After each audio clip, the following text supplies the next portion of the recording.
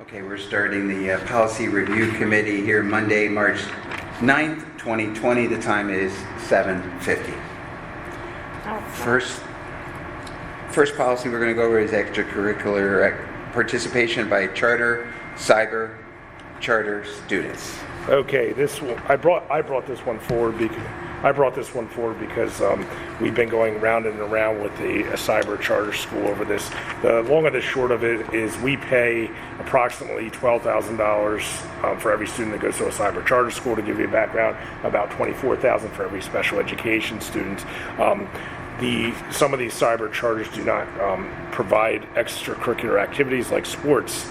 School code requires us to allow them to play school sports. However, they have to pay a tuition to us back, basically. And what I'd like to do is just clean this policy up so that it's consistent, from business manager to business manager, and also consistent with decent practice in regards to this. So, the first part of this, I'd like to propose as a change. If you go down, it says costs shall be determined by the athletic director. And the athletic director can't do that. Chief financial officer, it should say. If you look down under authority. Oh, right here. Yeah, that needs to be chief financial officer, not athletic director, because she's the only one who has all those kind of numbers and can figure all that kind of stuff out. So I wanted to get that consistent with our practice on that. Go ahead. Sorry, you had that circled. Why? Oh. The other thing is the code says we may require the cyber charter school to pay the costs of the expenses for the students. That's the way that's written right there. Historically, we've used the word must. We have always required the cyber charter schools to pay. So do you want to change that may to must there? Sure. Yeah. We have, and that's just getting it consistent with what our practice is. Okay. And then the next part of that, which I'd like to at least put it forward here, somewhere in here, is how we calculate this and how she does that. Somewhere in here, I think we should put in here that the cost should be, when we figure out the costs, we're not allowed to make a profit on this by code, but we are allowed to charge what our expense is. And this is more just so that, and we've always done it this way, and they don't like it, by the way. They push right back at us, and we just got in an argument today with them, a matter of fact, with a kid. But the reality is, I think we want to put something in here, like we take into it when we figure out the cost of a sport, that we look at the coaches' salaries. We look at, because the kid has to pay, there's a lot of overhead that goes into scholastic sports. There's insurance. There is, when you run a sports program, and a lot of these cyber charters choose not to because it's expensive. You have to hire an athletic director. You have to hire an athletic trainer. And you have to pay for uniforms, you have to pay for supplies, you have to pay for field maintenance. This is why the charter schools choose not to do this, because there's a lot of costs associated with that. For example, the one I was working on today with our group, it cost around like $2,600 for that kid to want to be able to play in a spring sport, and they were balking at that, saying it's too expensive. I think what we want to do is we want to put in here that the cost shall be calculated by looking at the salary and benefits of the athletic director, athletic trainer, all the coaches. It should take into account insurance, uniforms, and just kind of list those things, the actual costs of those particular, when we figured this out. Maintenance of fields and facilities, because there's a real cost.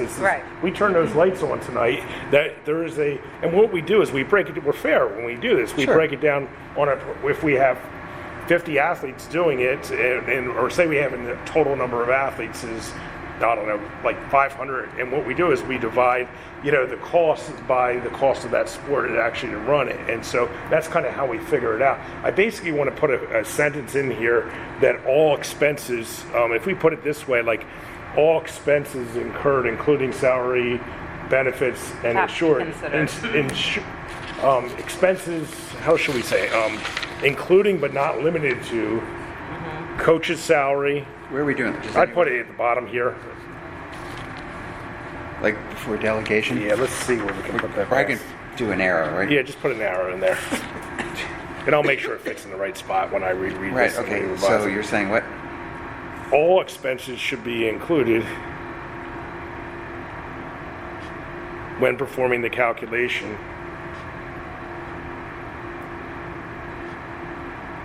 And I would say including, but not limited to proportion of coaching salaries and benefits, athletic trainer salary and benefits,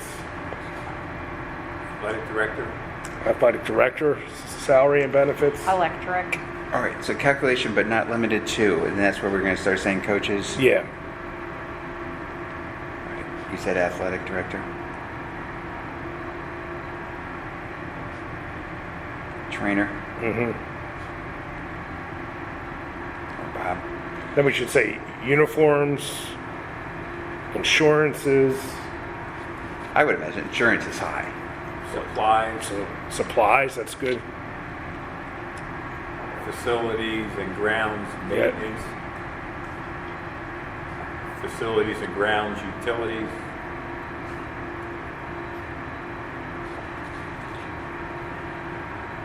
And these groups, they do push back hard at us, but we hold our ground. We just Security. are tough, you know. Safety or security for events. Yep. What we do is it's always a proportion. I mean, we look at the total costs and then we divide it in a fair way, but it is the real cost of it. Okay, we said facilities and grounds maintenance, security, facilities and ground, what was the other thing? Utilities Utilities. and then security. I have that. Do we have uniforms? Do we put that in there? Yep, Supplies, right. uniforms. Supplies, uniform.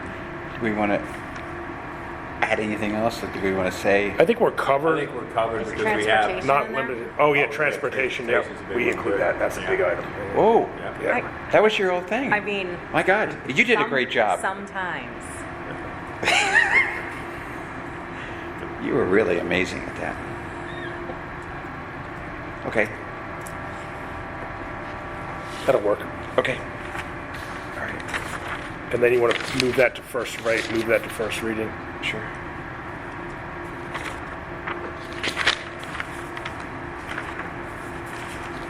All right, so next one we're going to go to eligibility of non-resident students.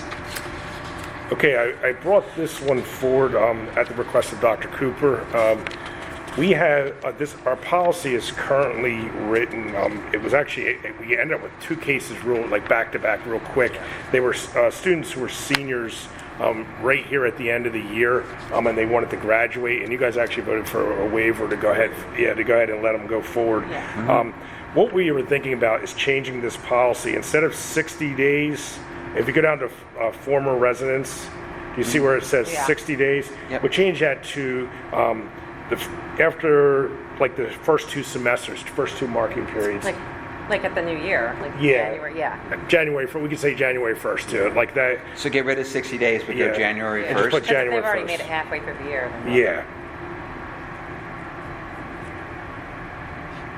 Just to try to eliminate you guys They do having pay- to they make pay waivers. a- vote on it Yeah. every time it happens. Not tuition. senior, Tuition free for seniors for now. seniors. Okay. Everything for seniors. Okay. And then, that's the policy. That's the states for school kids district being committed. nice, right? I mean, more Yeah, or that less. is because Okay. here's They've the been deal. here the whole time. Both of these children, they started at Daniel Boone. They went from K to 12. Right. And I so gotcha. it was like let them finish up, Yeah. and Finish them that Right. prevents you guys from having to do an extra special vote to let us. Okay. That's an easy one. All right. That's first reading. Yep.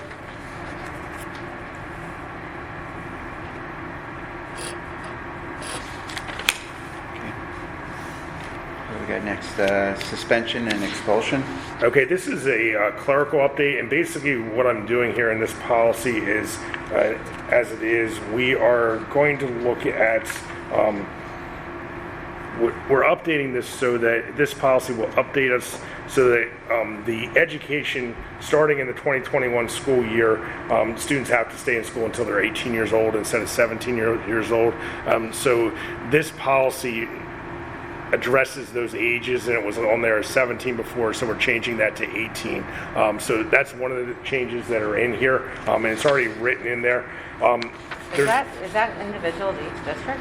What's that? No, every district has, it's a, State. yeah. That's what I thought. on that, What this is doing, So the we're policy. not changing. We're not changing it because we know that's coming into law. We already changed our policies about Got it. 2 months ago I on got that. it. Okay. I was gonna say, I thought everybody Yeah. had to be the same. Everyone has to be the same on that. That's a great question.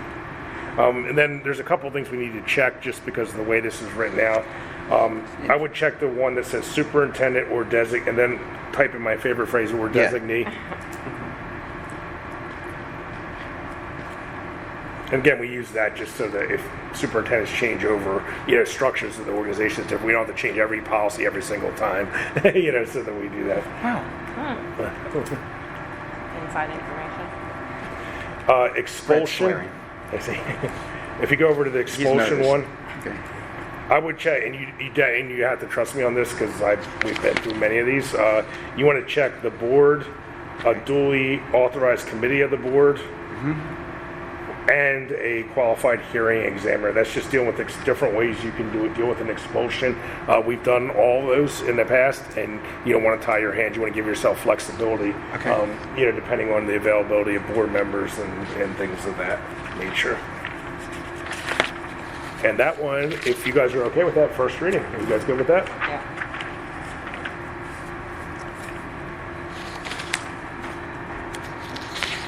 First reading, you good with that? Yeah, I did it.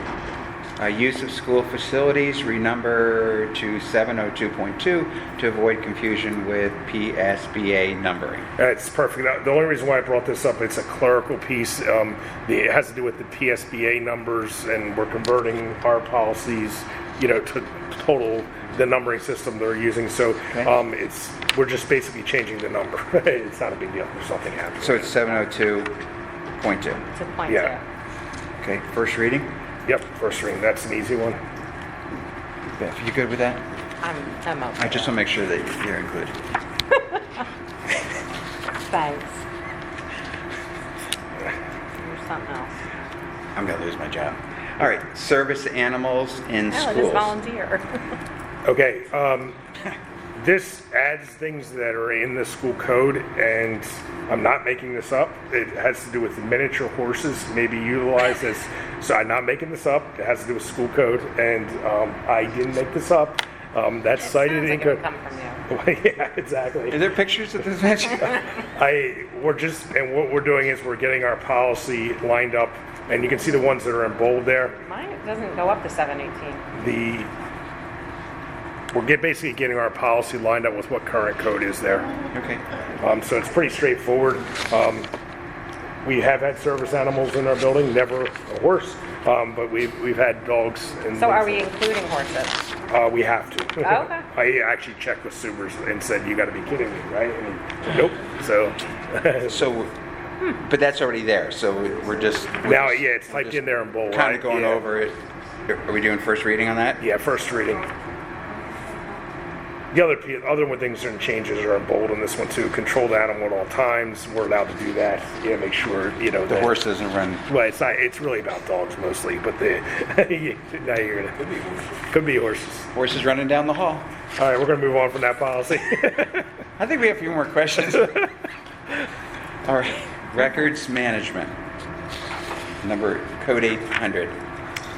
Again, this is just updating this policy. It deals with right to know requests and things along those lines. It's pretty straightforward. Right to know requests, honestly, they go to Brett, and then Brett forwards them to our secretaries who do those usually for us. They put that together. Unfortunately, you haven't heard much from that guy who was harassing the heck out of me for a while, was it? He hasn't. But now that we just have that on tape, it might bring them out again. It's all right, we can edit it. Just like other people that hear us on tape. Feel free. You may share that with them and my thoughts about them. We're having a technical problem. I'll tell you how I really feel in a couple minutes. Can't wait for his next email. Board at the Email response to bscott at... All right. Public management. Which one are you on? Well, it says policy 800. Do we have to do that? Right in front. Why do I have that? Here. It's a little thick one. I mean, is that something we're going over? Cross that one off. That one should at least put that in there by mistake. So what, just, Records management, put that one off. what do you want to write? Just cross that one off. Yeah. Should put that in there by mistake. Okay, Sorry about that. no problem. Public record? Are we done? Yeah, we're done. That's all. That's Okay, we're done. 801 deals with the right to know request. Sorry about 800.